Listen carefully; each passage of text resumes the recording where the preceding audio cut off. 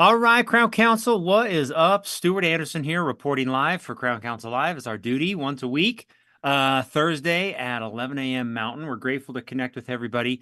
Thankful for this awesome community. We have had so much outreach and connection with the membership recently through signing people up for the annual event, getting people ready for Smiles for Life. It's just been a lot of fun interaction here in our office, and that is the purpose of this live stream, is to connect our community, to hear about what's going on, to give updates about how awesome the stories are that come to this office that everybody doesn't get to hear. So we're grateful for each of you and thankful that we could spend an hour together sharing a few stories about what's going on in the Crown Council. So we've got a great show today. We're excited to share a couple resource partners with you, and then a doctor, Brett Tittenser, that hopefully we can get time to. We did a recorded interview together, and grateful for Brett and thankful for his family.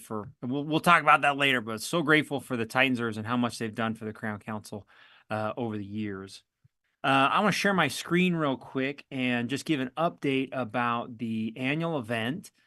We are inside 60 days, so it kind of consumes the Crown Council team when it comes inside the 60-day time period. So here's my screen. The 30th annual event. We are looking forward to being in Frisco together. What a beautiful hotel and a location and setting that we are going to be in. So let's just go over just a few things. This week, we asked for your RSVP. We talked about that last week on the live stream, but very important that we hear from you about who is coming, their shirt size, cell phone number, and please don't put the doctor's cell phone here for everybody. Just everyone who's coming, enter their individual cell phone and then submit this to us at the Crown Council office so we know who is coming, their name for their name tag, and specifically, we want to communicate with them through this little app we're going to have during the annual event. A few things that you want to be aware of. We are going to try to do a golf tournament on Thursday morning. And if you would like to participate, please let us know. We're hoping the weather participates and is nice. We also are encouraging everybody to participate with us Thursday night at Top Golf. That is an addition. It's like an add-on to the annual event. So if you do want to join us there, $100 per person, and you have to reserve it to be with us. Don't forget that Saturday night is Barbie night. Or no, Friday night is Barbie night. We're so excited to have everyone come dressed as their favorite Ken or Barbie. The Crown Council office has been working hard to determine what we are going to do. We're seeing a lot of fun previews from offices. So please come and know that if you're sitting there thinking to yourself, oh man, this is too much, no one's going to do this, you are wrong. Everyone will do it. Everyone dresses up, and we're really looking forward to our fun Smiles for Life celebration night and our Barbie and Ken night. So very fun. I want to review just a few of our speakers. Travis Mills will be our opening speaker. What an incredible story he has that he will share. It'll be an awesome kickoff to the annual event, and especially that more motivational type speaker, and learning from him about his experiences as an Army veteran, losing all 4 of his limbs, which is crazy. So he's going to tell us that story. Brittany's going to talk about how to turn your patients into your biggest fans. And what that means. What is a fan? What is a fanatic for you? And the systems that she has in place to turn your patients into your raging fans. I don't know if that's the right word that she uses. We're looking forward to having Dan Heath back on Saturday morning. He's been with us before, but he's got an all new book, all new study, and we're really looking forward to having Dan with us. He and his brother are some of the most successful researchers, and then Dan puts that research into really fun books, which we are going to be a part of Saturday morning. So really looking forward to Dan and a couple of other speakers. And the last thing I wanted to talk about is we've been working extensively with Steve and with our speakers to create what we call Dentify. So take the things that you learn and then apply it to the dental practice. There will be a lot of that at the annual event, is taking these overarching themes, the ideas that come out at the annual event, and then applying them to your practice so you can go home and have actionable items that make a difference when you get home. So Really looking forward to the annual event. There is still room. We were asked that this question, is there still room for us to attend? There is. So please join us and be with us at the largest gathering of the Crown Council practices once a year where we get together at the annual event. All right, that's it for me. My plea to you is please sign up for the Smiles for Life Foundation charitable whitening campaign. Now is the best time to sign up. We did a webinar a couple weeks ago about how powerful cause-related marketing can be for generating patients and for your practice. So please, if you haven't signed up for the Smiles for Life whitening charity campaign, now is the time to do it. So let's do that. All right, let's welcome our first guest. Alan has joined us before. We're grateful to have Alan with us today. I'm going to navigate over here to my to Alan's resource partner page while he's coming in, but we're grateful to have Alan back. I had him scheduled a couple weeks ago during our Smiles for Life webinar, so I'm grateful that Alan would be flexible and join us today as part of the live stream. And oh, what's up? Look at that headset. You looking good. Yeah, I can call in aircraft with this headset. It's very handy. It looks good. So awesome. It sounds good. That's Oh, good. awesome. Good, Yeah, good. very Yeah. good. Yeah, it's my favorite. Yeah, you sound great over these headphones as well. Very good. Thank you, Alan. Hey, Yeah. well, we're grateful to have you with us. I was saying thank you for being flexible. I know we had this we had you scheduled a couple weeks ago, so grateful you could join. We actually did something. We did like 2 or 3 webinars in a row, and it kind of messed up our live stream schedule. So thank you for being with us today. Grateful to have you. Absolutely. Happy to be here. Hey, I'm wearing my official, I don't know, like my Christmas lumberjack shirt. What happens in your office this time of year? Are you guys like super busy, or is this kind of like a wind down time for you guys? Well, it depends on how active the state labor boards are with passing new rules. Last year at this time, we were all losing our minds because Yeah. I think 4 different states had passed or changed new sick leave laws, which means all the sick leave policies have to change, all the PTO policies have to change. So this year, thankfully, it's not as crazy. So we're doing good. We got a Good. nice little holiday party coming up next week, and everyone's just coasting into the holiday season. Nice coasting. I know we were just saying, well, I was just saying as we ramp into the holidays, this is always the time when the Crown Council office is just nuts. We were talking yesterday about, well, what's our schedule going to be for the Christmas week? And everyone was like, I think we have to come in every day. So, yeah, Uh, super busy for us at the annual for planning the annual event and getting together, which we are looking forward to. We can't wait to be together with everybody. So, yeah, yeah, um, a lot of work, but a lot of fun, right? yes, sir. Yeah, a lot of work and really fun. It's fun when it's happening, and it's really even fun when it's over. Mhm. It's a good thing. So, Yeah, hey, I know we have some topics today that you wanted to cover some new stuff, specifically focused around bonuses. But before we do that, will you just give a elevator? If me and you were in the elevator and I said, Alan, what do you do for work? Will you remind everybody what you do and your involvement as a resource partner in Crown Council? yeah, yeah, definitely. So most practices out there struggle with the HR side of running their practice. And there's all kinds of different parts and pieces to the HR side of things. There's pregnancy, there's hiring, there's firing, there's dealing with employees, managing people, compliance. There's a lot of different facets of HR. And so we have a system of tools and advice and guidance and whatnot that help people make that HR side of their practice easier. And it allows them to focus on the stuff that they want to focus on around their patients and growing their practices and all that. So, yeah, our focus is on HR compliance, HR management. And like I said, it's a mix of tools and advice. So that's kind of what we do. Nice.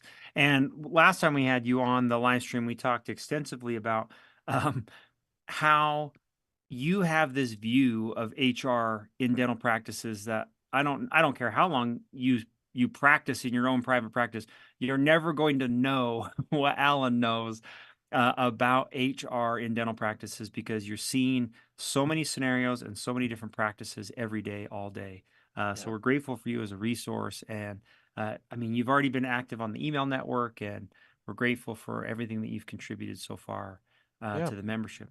Today, you suggested we talk a little bit about bonus plans. Um, Mhm. maybe we could start there. Why is that a thing? Why should a dental practice consider having a bonus plan in place? Sure. Well, first of all, it's in the context of where we're at right now in HR in dental, right? We're still in a labor shortage. It's hard to find good quality, awesome people. And we still need to attract people and we need to differentiate our practice from the practice down the street. And at the same time, of course, most practices still want to grow their production and their collections. They want to implement new technologies. They may want to acquire another practice, and they need a really solid team in order to do that. So they can't have a revolving door and lots of turnover, and all of the things that need to be in place to do that in terms of whether you want to get off insurance or you want to like I said, grow, expand, and so on. You need a really a stable team to do that. Now, of course, there are a lot of variables that impact turnover. There's benefits and culture and leadership and communication, right people in the right seats, et cetera. We could cover some of that down the road. But a bonus system is a way of differentiating your practice. And I think the main reason for having it is you want to have a model where everyone on the team can share in the growth and financial success of the practice. So it's about sharing, meaning everyone on the team is part of a bonus system. It's about growth, meaning we're not just paying people for what we're doing right now today. It is about growing our business and everyone then sharing in the financial success. And that last part is critical too, because we need to make sure that the bonus system is structured in such a way where the practice is financially successful. So we're not just growing, but our expenses are exceeding our revenue. So it's important that all of those variables are in place. There's a number of other variables that come into the reasons to have it. The biggest one, though, is we want to create what's called psychic ownership. Psychic ownership is where the team, even though they're not actually owners, they think like owners. So they're thinking about the bigger picture. They're not just thinking about themselves and their personal situation. They're thinking about how their job, their skills, what they do in their role in the practice, how that impacts the whole team and the patient care as well. And and the assumption that is built into a good bonus system is that every member of the team can be more efficient, more productive. They can learn new skills. They can Mm, implement skills that maybe the practice is already covered in some CE or other things, whether that be case acceptance, phone skills, scheduling skills, et cetera. The assumption is that everyone can be more productive in the same number of hours without just having to constantly hire and add people and add labor hours. So those are some common reasons. I mean, obviously, a good bonus system should encourage growth. It should encourage bottom line income, reduce stress, et cetera, et cetera. nice. I mean, from my vantage point, a lot of doctors are saying they need a bonus plan. They know they needed some sort of structure, some sort of rewards based payment plan where they're like, okay, guys, we're an incredible team. I'd like to reward you with bonuses. Um, I think that that's a great launching point, but maybe talk about why they don't work. Like why we would start a bonus plan and then it falls apart. Can you talk about that for a minute? Sure. Yeah, so there's a few different common reasons. One would be unrealistic expectations. So that's just where you're setting the bar way too high and Mm, people are never going to achieve it, or it'll take 2 years to achieve it. Another one would be making it too simple. So that might be basing it only on production or only on collections. The reason why that one doesn't work is it doesn't motivate everyone, and it also doesn't relate the bonus system to the cost of doing business. Now, on the other extreme, it can get way too complicated where we're including every single line item in the entire P&L, right. all of the expenses. And now, not only does it make it super complicated, but it also it introduces variables the team has no control over. They can't control the marketing costs or the insurance Right. costs or things like that. So it has to be kind of a nice balance right in the middle where we are including the cost of doing business, but we're not getting all the expenses in there. It has to be just right. And another big thing is constantly changing the rules or the variables. And we see that a lot where people will say, okay, this month it's teeth whitening, and next month it's collections, Mhm. and then it's something else. And so you've got to have it, be consistent, because the biggest killer of any bonus system is resentment. And resentment can happen on the part of the team where Mm, they just say, yeah, we tried that and it was too didn't complicated. work. I didn't get it. Or it can have resentment on the part of the doctor where they say, well, yeah, we did it, but I mean, gosh, at the end of, 6 months, I ran the numbers and I was losing money, and it was a waste of everyone's time. And then Yeah. the doctor isn't happy. So those are some common reasons we see why they don't work. But it's tricky. I mean, having to, I guess that goes back to what I was saying before is that as a doctor, it's like you're throwing darts trying to figure that out on your own, where you have seen things work and not work for your career. So I mean, is there a particular bonus structure that you say, hey, this is a pretty generic system that works? Or like if you're working with a practice, what do you recommend when it comes to trying to figure this out? So we recommend one that's based on three variables. So that's it, Okay. just three variables. Number one is net production. Number two is net collections. And number three is the employee wages, meaning the number of hours people work multiplied by their wage. And that's it. Those are the three variables. So on the net production, we're motivating all of our producers. On the net collections, we're motivating our team that is doing all of the billing and collections work. And then the employee wages, that one is really important. The reason for that one is I mentioned earlier, there's the assumption built into this that employees can be more productive. They can learn new skills, case acceptance, phone skills, et cetera. And that can allow them to be more productive in the same number of hours. Mm, Because, of course, as an owner, we don't want to just constantly hire people, constantly add hours, add days, and so on. We we fundamentally do believe that people can be more productive in the hours that they have. And again, all of these skills that, of course, we want people to have, we want them to implement those. And so by tying a bonus system in with the employee wages, we facilitate that. And again, it's just their hours multiplied by their wage. So we're not including the cost of their medical insurance or, unemployment insurance or any of those kinds of things. Um, and the easiest way that I think I would have folks visualize this is imagine a pizza pie or a pie of some sort with okay. different slices. And what we're doing is we are establishing an acceptable employee wage overhead number. So let's just say that in my practice, based on hygiene, and there's, of course, a lot of variables that go into this number. Let's say based on days of hygiene, where I'm at in my practice in terms of life cycle size, et cetera. Let's say I'm okay paying out 25% as my employee wage percentage. So each month I say I'm okay paying 25%. That means that if in a given month our actual wages we pay out to the team are below 25%, then I am willing to pay a bonus so that the overall employee cost of wages plus bonus gets up to 25%. Now, let's say there's a month where our production and collections are super low and that percentage is 30%. Well, now I'm paying out more effectively that month than I want to. And so there's no bonus that month. Hmm.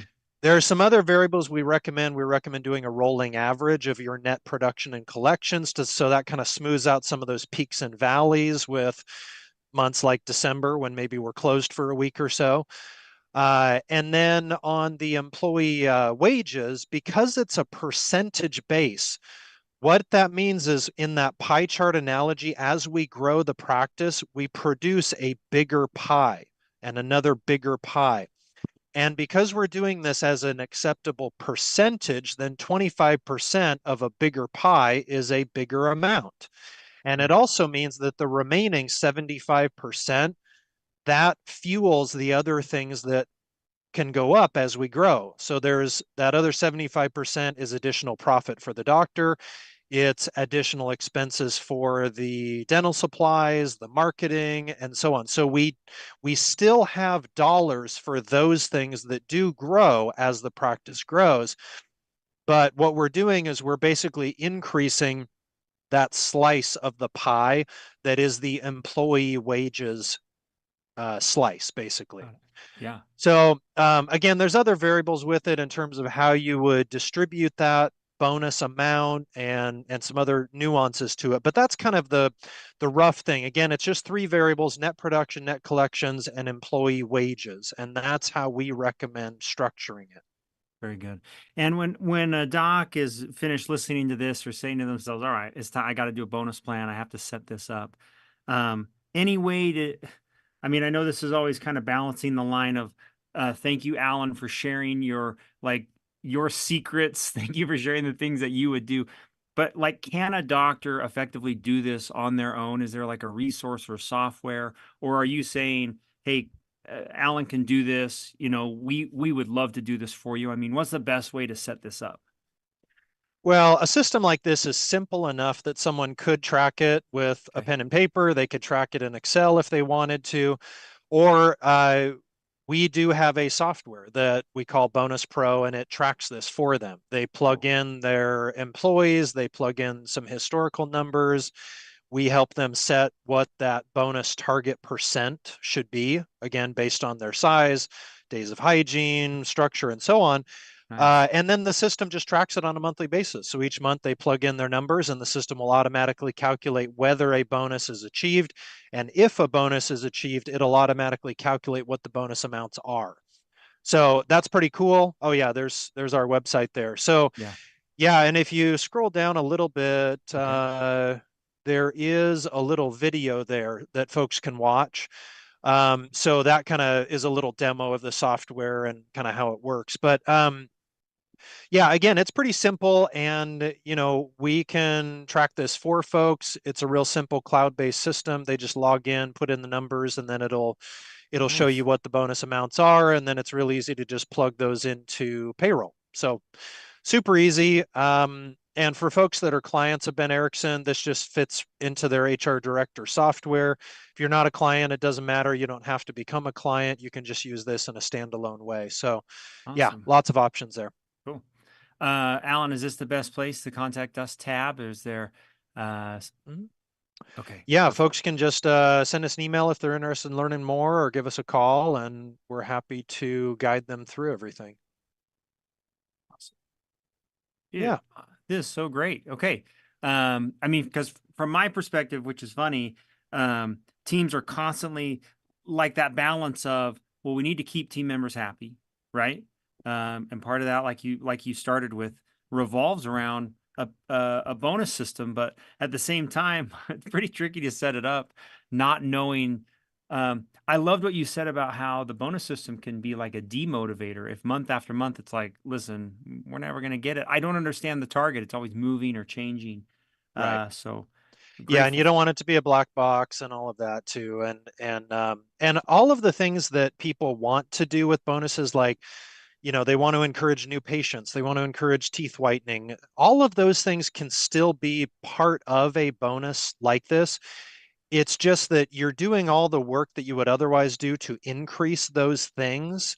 It's just in the overall context of increasing your production and your collections. So you can still do all of the things that people want to do, or whatever your individual goals are. That's all part of this. It's just we're doing it at a more high level. So yeah, it's great. It's a real nice balance between being too simple and too complicated. And I think it's easy enough that the employees can understand it, and therefore they can realize, oh yeah, if we keep doing what we're doing, we do it really well, then we'll get a bonus. Very And cool. it's real easy to set some of those targets with the production and collection. So yeah, Nice. it works. Thank you. All righty, Alan. Grateful for you. Thankful we'll be together soon. Thanks for being on Yeah. the live stream. I wanted to share real quick on the Crown Council webpage. We actually, if you didn't know this, in the My Directory section, under the resource partners, you can actually go and find the we'll edit this little video clip that Alan and I just did, and we'll put it into the online so you can see if what we've shared. So last time we were on top 5 HR issues you need to plan for today. This little 11-minute clip, and we'll do the same with this one. We'll put it here, and this is kind of your hub for all things about Alan and his team, and especially learning some of the stuff that there's so much to learn that I have no idea about. So it was very good. Yeah, I Thanks, know. Alan. I know. The world of HR is tricky and complicated, but It's cool. yeah, it's just having some resources so that you can, all the boring side and the annoying side, let somebody else handle that, and you get to do You're the our fun man. stuff. Yeah. Yeah. Grateful for you, Alan. Thanks for joining us today. All right. Yeah, thank you guys. We'll see you on the next one. Okay, see ya. Bye-bye. All right. Bye. He's so smart. I kind of don't want to, sometimes I don't know what to say because he knows so much. I get lost. But I'm so grateful he's on our side. I'm thankful that he is the one that we call and talk to when things get when there's real problems, when there's real challenges. Alan and his team are very smart, very wise, and have seen so many things. So we're grateful for Alan and thankful for his knowledge and his wisdom, especially what he shared today. So awesome. Hey, we've got a second guest today. This is Mark Reese, and I know Mark. If we have Mark, we can bring him in. I'll give Mark like a little introduction as he comes in. But Mark and I met. So Mark's a close neighbor of mine. Oh, look at this guy. What is up? Uh-oh. Can you hear me Can okay? you hear me? Yeah, we got you. How are you? I can't hear you. Oh, shoot. It's all right. It's the I can't it's hear the you, Stuart. I don't know what's going on here. Let me try something. okay. Can you hear me now? Yes. Yes, Brooklyn Bridge in the background. We got the Brooklyn Bridge. There What's we are. up? How are you? Good. How are you? I'm very good. Welcome to the live stream. Good. Mark and I know each other through our neighborhood. So Mark and Yeah. I live like what, 100 yards away from each other? Maybe. Yeah, just about. Yeah, Stone's throw, as they say. pretty much. But Mark came, man, about a month and a half ago. Mark talked to me and shared. Well, I guess we really met more of like as an exploratory interview about Yes. what you do and how it would be applied to dentists from a general perspective. Right. But fun to get a little more granular with what you have learned in your industry about doctors and specifically the product that you share and have built. Mark, if I was like, if we were just hanging out and I said to you, hey man, tell me what you do, will you first tell us what TrueView is? Okay. Maybe like a little elevator speech. Can you do that? So like TrueView itself, so this software product that I created is essentially it's a software that helps business owners better manage their cash flow. So you have your income statement, you have your cash flow statement. Excuse me, you have your balance sheet, and these are sort of the reporting. And I've created this software that helps you better manage your cash flow in the day-to-day. Nice. That's basically what TrueView is. And maybe give us a little background, Mark, of your professional Sure. career. Yeah. So my professional career really consists of just being entrepreneurial. So I've been in the entrepreneurial space, been a business owner for about 6 years now. So I've started multiple brands on Amazon. I've started businesses there. I've started this software company. And I get really excited about helping business owners at this stage really kind of solve some problems that they're experiencing in the day-to-day. Nice. Just try to fill those gaps. So that's sort of my background. I love being in the entrepreneurial space. Cool. So, Yeah, we when we were talking, one of the first things that Mark was asking me was what are some of the biggest challenges that dentists face, dental teams face when it comes to whether it's growth or whether it's team management. It all kind of I don't want to say it all kind of revolves around this idea. We are the Crown Council, we are here to help offices create a culture of success. And a lot of that culture revolves around the things that you shared with me. Maybe, sure. Mark, can you talk a little bit about how what you've built works? Sure. Like just the system in general, like a high level view of how it works. Yeah. So a high level view of how it works. So like I was saying, when it comes to managing cash flow as a business owner, the way you really make change is in the day to day, right? Is the decisions you make day to day. And so to kind of piggyback off of what I've created, I actually want to talk a little bit about this book. So there's this book called Profit First. And essentially, this is a cash flow management system to run a business. So typically, when we think about profit, we think about the income statement equation, right? Which is income minus expenses equals profit. So you have all of your production income minus all the expenses that go into running your business or practice. And then you have your profit. We have a tendency to think of this profit as sort of like the leftovers. Like, here's what you have after everything's been taken care of, right? So now the income statement is really useful in giving you historical data in your business. Now, that information can inform your decision making today, but there's a critical piece that's sort of missing that influences that profitability. And that's the psychology of money when it comes to us as human beings. Now, let me give you an example.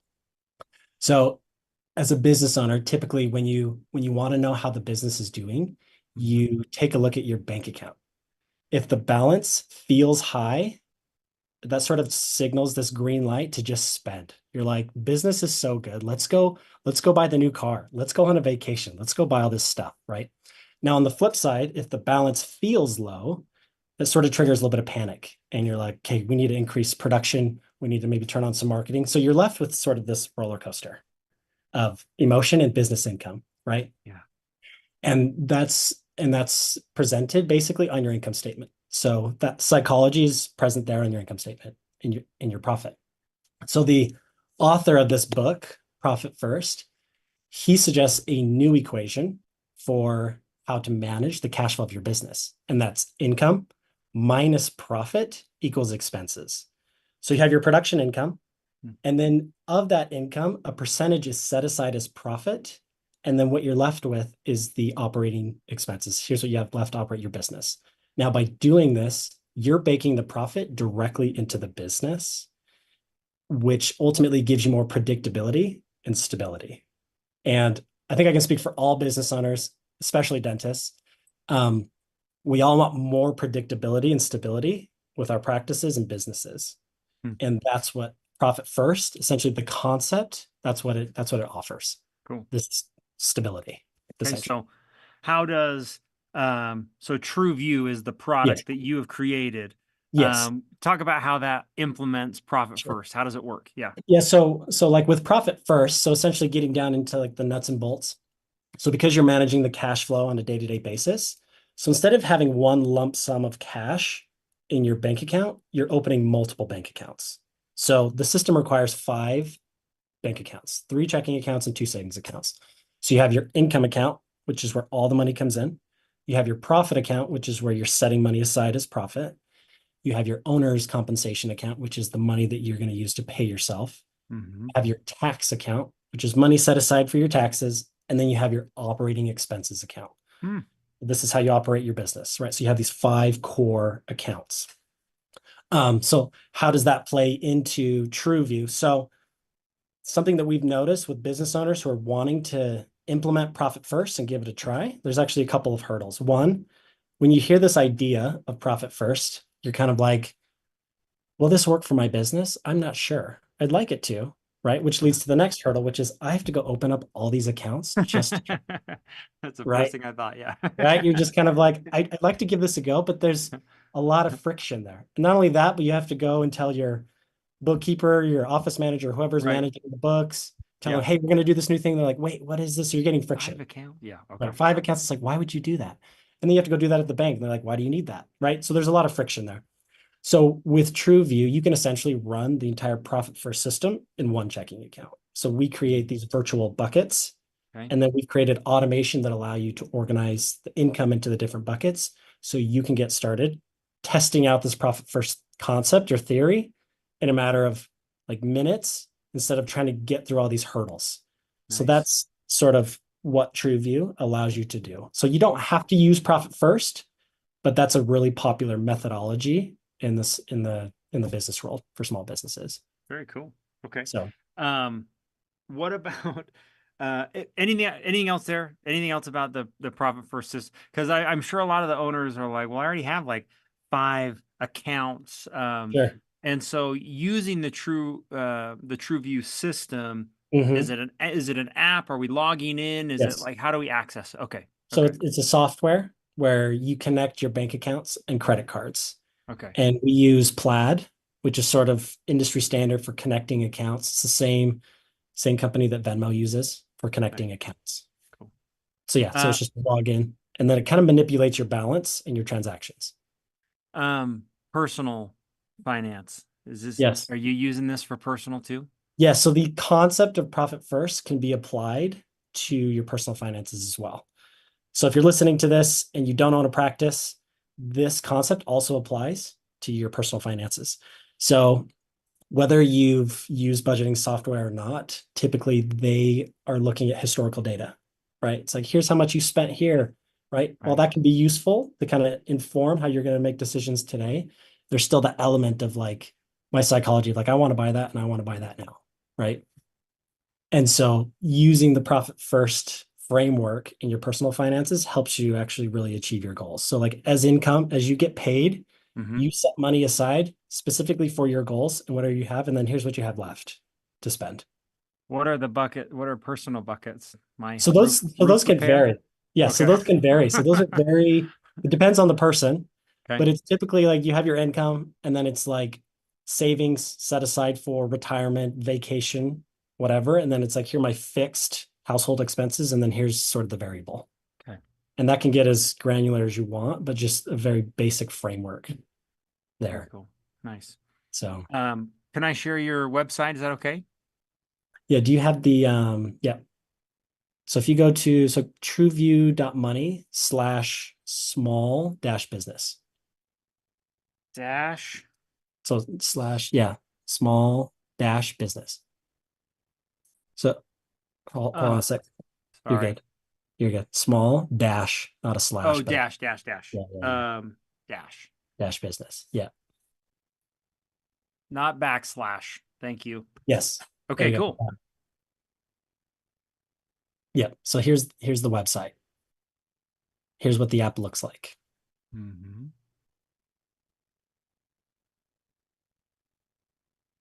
I love this free trial. Is that where everybody should start? Is that the Yes. spot? Okay. So everybody will start with the free trial. So there's actually a couple different options with how you can work with us. So we can either get you set up on Profit First and help you kind of get implemented, or you can kind of do it yourself. You can sign up, and I have some resources that I can send you, Stuart, that you can directly send Let's do it. to your dentist, and they can kind of do it themselves. So there's a couple different options there for running the system. Let's do it. All right. When we get off and I share, when I share this recording, I'll be sure to include this link. What about connecting with you, Mark? Is this the best way to do it? Okay. The best way to do it is you can actually just do my email, mark@trueview.money. Okay. You can send me an email if you're interested in getting set up with the Profit First system in TrueView. You just send me an email, say, hey, I'm interested. Or you can just directly sign up with the link I'll be sending you, Stuart, and they can get started there if they want as well. Cool. So. All right, man. Thank Anyway, you. thank you. Did we miss anything? I think we got it. Okay. I think that's good. Okay. All right, man. Thanks for joining today. Grateful for you. Thankful for that beautiful view of the. Is that just your home? What is that? That's not your home office, is it? Work? No, this is a work office. Yeah. Lovely. All right. So, very cool. Anyway, thanks for being on, Mark. Grateful for your time, and we'll see you around. Thanks. Sounds good. Hey, man. Bye-bye. Have a good one. All right. Grateful for Mark. Thankful that he'd spend just a few minutes with us. Back-to-back resource partners, I know, is sometimes kind of tricky for the viewers, people watching. That's okay. A lot of the content that we create here for the live stream hopefully is useful and sometimes actionable for Crown Counsel offices. So hopefully you enjoyed meeting with Mark and Alan.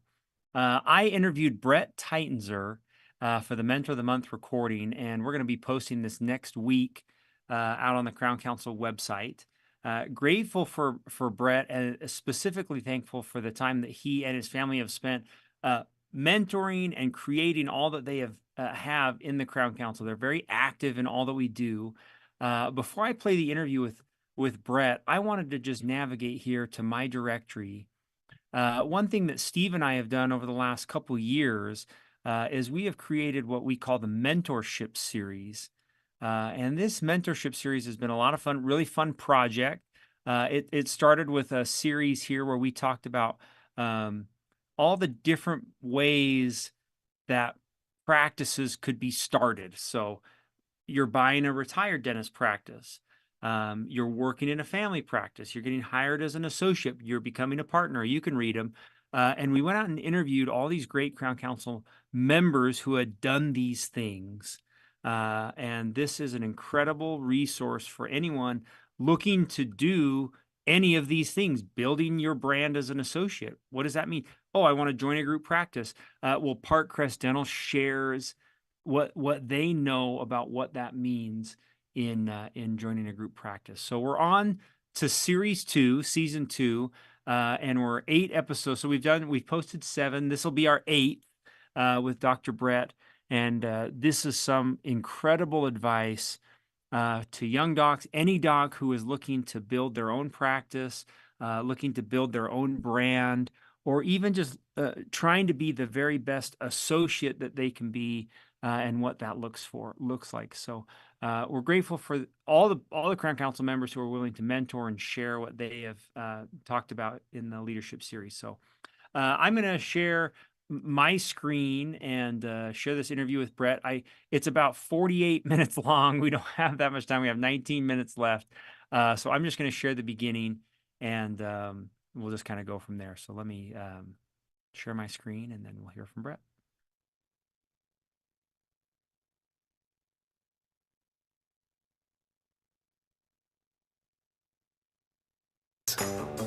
Yeah. All right. Hey, everybody. Welcome to Crown Council's Mentor of the Month. I'm Stuart Anderson. Grateful to have you with us today for our podcast. This is our leadership series. Dr. Brett Titensur, welcome.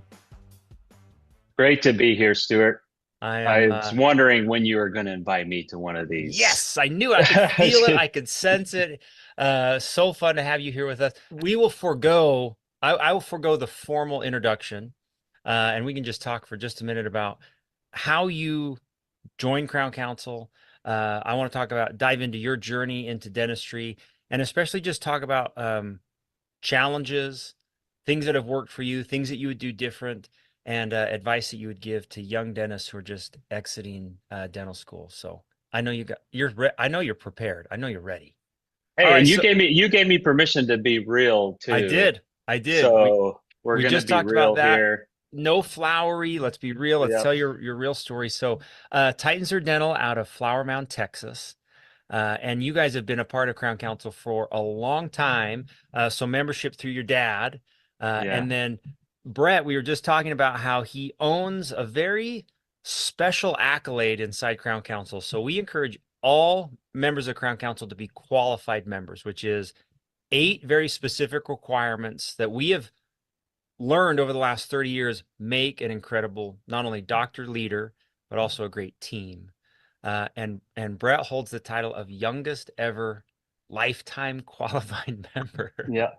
It's I still have the trophy. Yeah. Here. I'm just kidding. It's not, but I have it hanging in my office. I remember when we did it, and I was like, wait, how is this possible? He just so you even started, I think you started we were either just out of dental school or still in dental school working on the requirements. Still in dental school. Yeah, awesome. When I was knocking it out. Yep. Yeah. His practice has raised almost $100,000 over lifetime for the Smiles for Life Charitable Foundation, which is an awesome thing. And we get to see Brett and his team often, whether it's humanitarian trips or at the annual event. And then now recently, which is kind of what spurred me to start talking to you, you're out on this, like speaking, you're out sharing. Yeah. So awesome. So anyway, hey, will you just talk for just a minute about where you practice, the size of your practice? Just give everybody kind of that 30,000-foot landscape of where you work and what you do. Yeah, absolutely. Okay. I'll go through it quick because I'm sure they hear that stories. But Dr. Brett Titensur, I practice in a town north of the DFW airport in Dallas called Flower Mound. General dentist. I worked with my dad for 5, almost 6 years, right out of dental school as an associate. Eventually bought the practice and kind of switched roles. and he has since pretty much retired, and now I have an associate. We kind of built our practice around digital dentistry. I love technology. I love how it makes things easier, better experience for me as the dentist and the patient. I've built my culture, honestly, around Crown Council teachings. You say, how long have we been part of this? We've been part of Crown Council long enough to say we've been part before it was even called Crown Council. What a dental boot camp is something like I agree. before. Yeah, Let's check your dad's record. Yeah. He joined it's September 16th, the year 2000. So yeah. year 2000, Y2K, Nice. Crown Council member. So it's in our DNA and it's in our office culture, office DNA. It's been such a huge part. And that's why I'm super grateful for just this opportunity to be here, Stuart, Cool. to try and give back to Crown Council for all the things they've given me. So Yeah. Well, yeah, that's just the high level. We do a ton of dentistry, a ton of cool stuff, I think. We do it all. We do cosmetics, veneers, all the way to full arch dental implant cases. We bread and butter, chairside dentistry, all with an emphasis on that digital technology. So Very cool. it's a fun time to be a dentist for sure. Well, Brett, you are, I mean, from my perspective, and this is why I want you on the podcast or the leadership series here is you're doing it like you are doing it right. You have a great balance. You're an incredible worker, a leader in your practice, and then now, even now, transitioning into a leader in dentistry in general. So, fun to share your story. Can you talk for just a minute about, I know your dad, obviously, I mean, I don't want to say obviously, but maybe talk about your journey into dentistry. What, how you were like, I want to do what dad does, or you're like, can you talk about that? Because I've shared a story before where sometimes sons watch their dad and they're like, I want nothing to do with that profession. Yeah. Can you talk about Yeah. your experience? So my dad did a really, really good job at hiding all the negative aspects.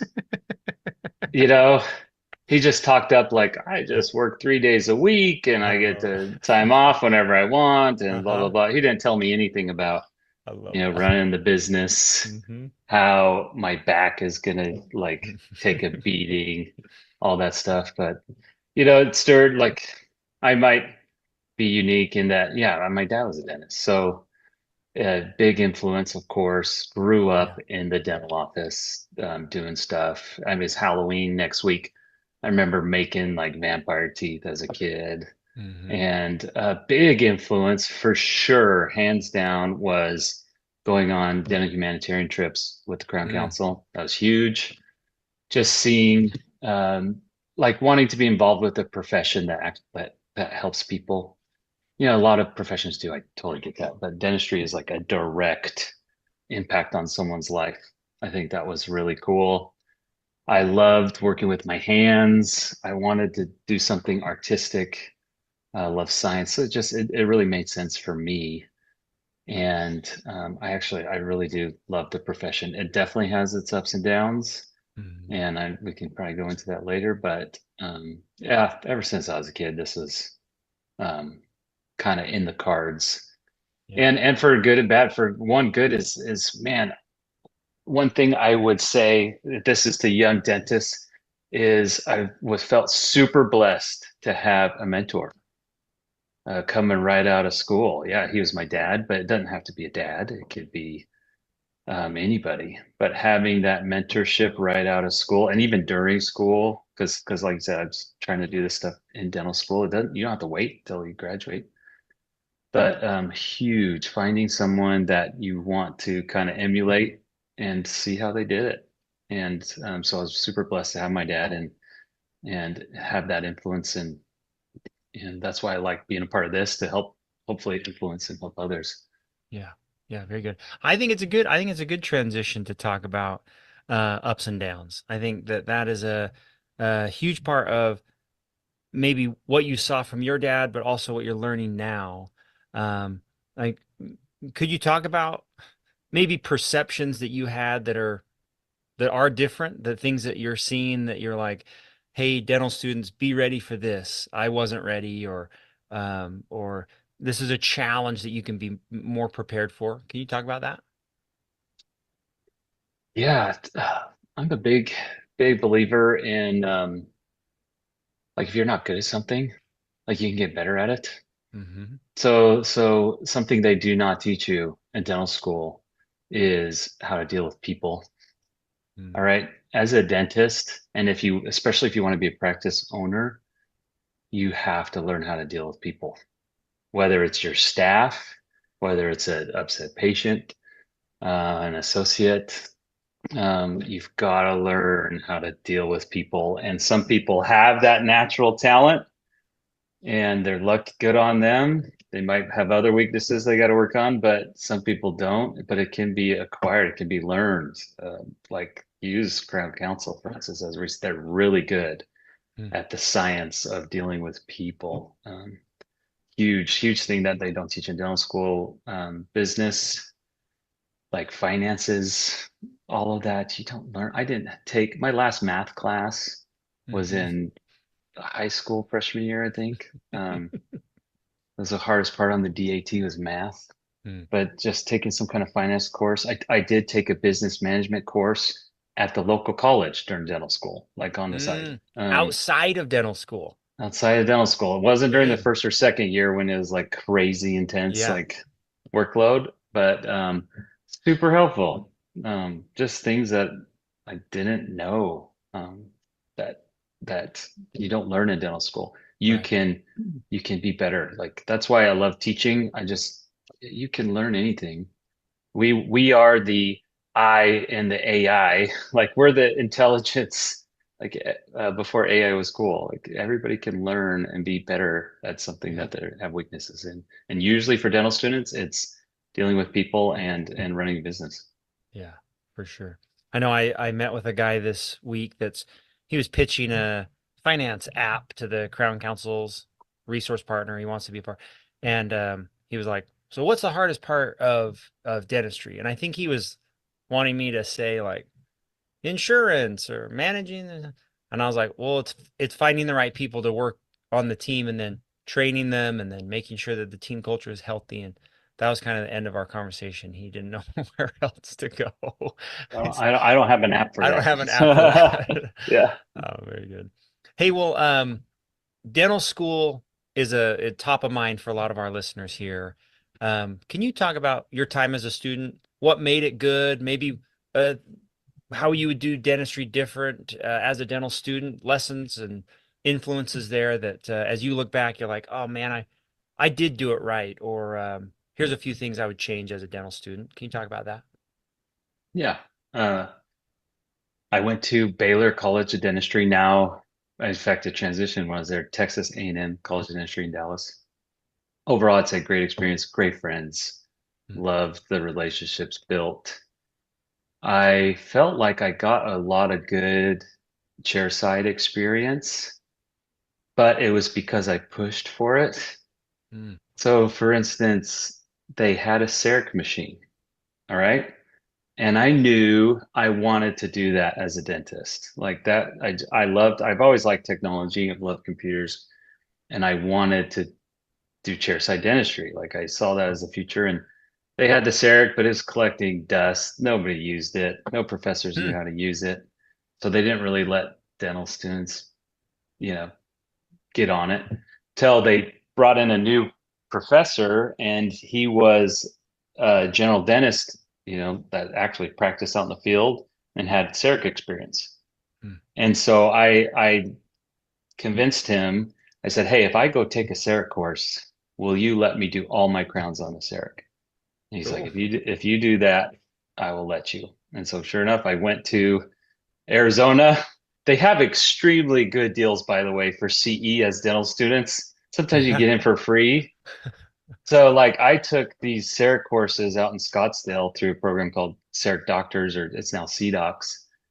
It was just a couple days, like a Friday, Saturday, learned how to do CEREC. And so sure enough, I came back and probably did more crowns than anybody because one, I could do them in one appointment, where usually Right. a crown would take like 10 appointments, who knows, the traditional route.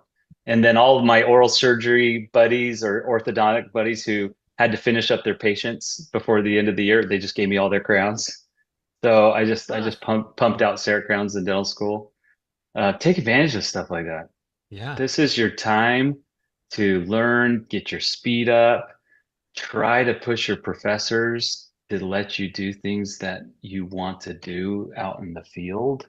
If you want to do a lot of surgery, man, go down to oral surgery and just live there. It'll pay dividends the more you can get experience in dental school when you're not liable as much, and that's what you're there for. Take advantage. Huge, huge thing I would do. There's I was one of those, I knew I didn't want to specialize, so I got good enough grades. If I did too good on a test, I was almost upset. Like, dang, I could have spent less time studying. But just try to see what you want to do. But that's hard to know unless you go shadow. Like, no, if you want to be an oral surgeon, you better believe you better go like spend some days at an oral surgery's office and really see what that's like. And vice versa, wherever. If you want to be an endodontist and do root canals all day, go shadow an endodontist. So that way you know what that's like. That sort of things. That's how I take advantage of dental school. I would try wherever your dental school is at. You're mentioning like this is a lot of Loma Linda, Texas A&M. If there's some in Dallas, reach out to me. Like, you should have a local dentist who is your mentor during dental school. That, hey, we learned this in dental school. What do you guys do out in your general practice? Like, how does that compare? I hate to say it, but some dental schools are behind in technology and things. Like I got a text from a dental student that's shadowed me. He's like, "Hey, can I pop in?" He's in his third year, and I was like, "Absolutely." And I sent him a video of how I use my Apple Vision Pro to take a digital impression with the Prime Scan 2. And I was like, "Are they teaching you this in dental school?" Like, there's some crazy stuff out there, but you won't know unless you have I would get a dentist mentor in your back pocket, someone That's such local good advice. that you can go to their office during that process. It would be super helpful, I think. That is such good advice. I've actually never heard that on in the last two series of podcasts. Like, so smart to even just trust a professional to say, "Hey, this is what we learned. Are we really doing this still? Is this really still? Is this like a No, we are not we placing amalgams anymore. I know wasn't they're gonna use that teaching you again. that. I'm sorry, but there's so much better stuff. That's I good. know, but you're gonna have to do it. But don't be too upset by that too. Do you know what I feel like dental school, the purpose for dental school is learn how to hold a handpiece, learn how to prep a tooth upside down in a mirror when you're not liable, and just get better hand skills. Learning how to learn, like I still go to PubMed and look up research papers to make sure I'm in best practices. I think that's cool. I love that. So learning how to be a scientist, when you're out in the field, I think that's important. But the like actual workflows and products and way I practice dentistry that is not found in dental school. But don't be discouraged by that. Yeah. Like, you're not gonna be doing full arch implant cases digital with multiple surgical guys and stuff that I'm doing like in dental school. That's okay. But at least know that it's out there. Yeah.